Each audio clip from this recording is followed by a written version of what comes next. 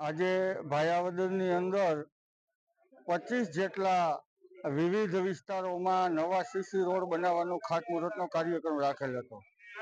મુખ્યમંત્રી સ્વર્ણિમ વિકાસ યોજના અંતર્ગત 2.51 લાખના ખર્ચે ભાયાવદરના દરેક 1 થી 6 વોર્ડમાં 25 જેટલા નવા સીસી રોડના કામનું આજે આ વિસ્તારના લોકપ્રિય ધારાસભ્ય ડોક્ટર મહેન્દ્રભાઈ પાડલિયાના વરદ હસ્તે કરવામાં આવ્યું.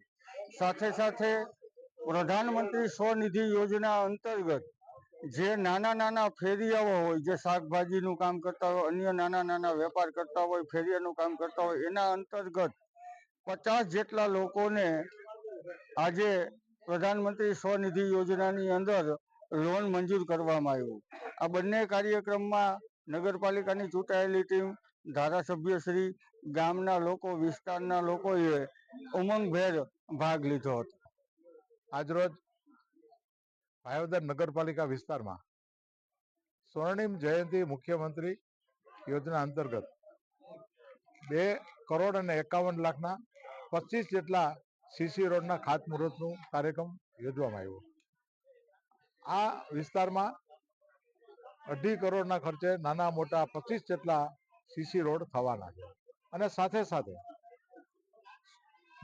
વડાપ્રધાન સ્વનિધિ યોજના અંતર્ગત 50 લાભાર્થીઓને સ્વનિધિ યોજના અંતર્ગત નાના મોટા ચેકો પોતાનો રોજગાર કરી શકે એના માટેના ચેકોનો અર્પણ વિધિનો કાર્યક્રમ થયો.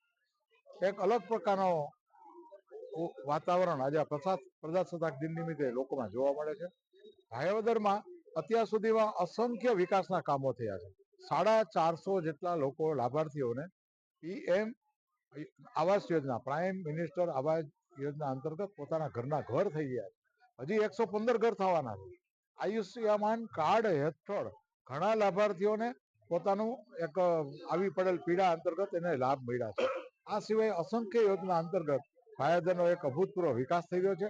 ત્યારે ભાયાવદરની જે નગરપાલિકાની ટીમ છે, પ્રમુખ, ઉપપ્રમુખ, કારોબારી ચેરમેન, તમામ સભ્યો એને ખૂબ ખૂબ અભિનંદન આપું છું અને આ ભાયાવદરની જનતાને હું શુભેચ્છા પાઠવું છું.